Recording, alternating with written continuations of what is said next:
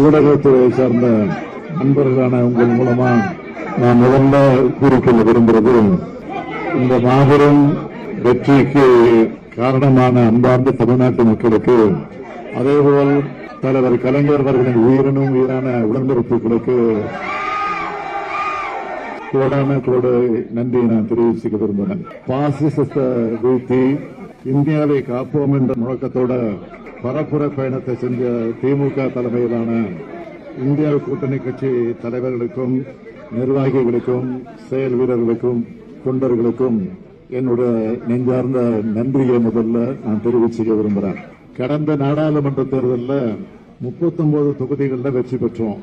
இந்த நாடாளுமன்ற தேர்தலில் மீதம் இருந்த ஒரு தொகுதியும் சேர்த்து 40க்கு 40ஐயும் தமிழ்நாட்டு மக்கள் வழங்கியிருக்கிறாங்க. அகில இந்திய அளவில் இந்தியா கூட்டணிய ஜனநாயக சக்திகள் அனைவரும் சேர்ந்து உருவாக்கணும். 400 இடங்களில் வெற்றி பெறுவோம்னு சொல்லி தங்களுக்கு யாருமே எதிரியா இல்லைன்ற நினைப்புல பாஜக ஒரு பிம்பத்தை ஏற்படுத்தினாங்க.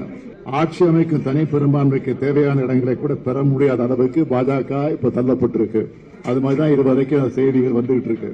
2 நாட்களுக்கு முன்பு கூட கருத்து கணிப்புங்கிற பெயர்ல உளவியல் ரீதியான தாக்குதலை பாஜக தொடுத்துச்சு.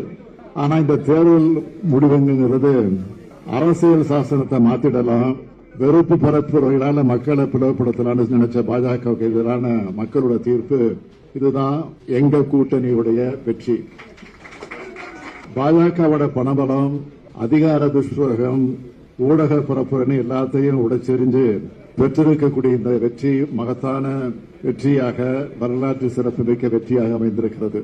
தேர்தல் முடிவுகள் முழுமையாக வெளியான பிறகு இந்திய ஜனநாயகத்தையும் அரசியல் சாசனத்தையும் காக்க தேவையான அரசியல் செயல்பாடுகளை திமுக தொடர்ந்து முன்னெடுக்கும்.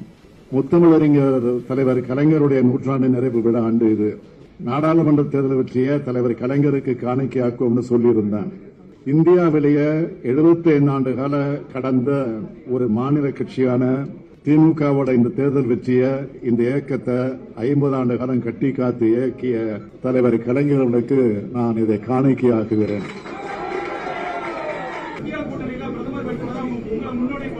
நான் ஏற்கனவே இதற்கு பல முறை பதில் சொல்லியிருக்கிறேன். கலைஞர் சொன்னதுதான் நான் திருப்பி திருப்பி சொல்லியிருக்கிறேன். என் உயரம் எனக்கு தெரியும்.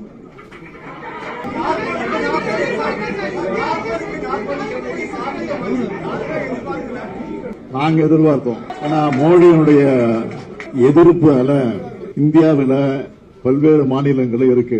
அதே போல இன்றைக்கு தமிழ்நாட்டில் முழு அளவிற்கு அவருடைய எதிர்ப்பு அல இருக்குங்கிறதுக்கு இது ஒரு எடுத்துக்காட்டு. தமிழ்நாட்டுக்கு அவருடைய அடுத்தடுத்த வருகை அப்படிங்கிறது பெரிய ஒரு மாற்றத்தை மக்கள் மனசுல கொண்டு வரலையா? அது வாக்கு வழியா மாறலையா? ஏற்கனவே அவர் ஒடிசால போய் என்ன பேசினாரு, தமிழை பத்தி பல இடங்கள்ல திருக்குறளை பாராட்டி பேசியிருக்கிறாரு, அடையாளம் காட்டி பேசியிருக்கிறாரு. அதெல்லாம் மக்களை ஏமாத்துறதுக்காக பேசப்பட்ட பேச்சுக்கள். ஒடிசால போய் அதே தமிழர்களை எந்த அளவுக்கு கேவலப்படுத்தினாருங்கிறது நாட்டு மக்களுக்கு தெரியும்.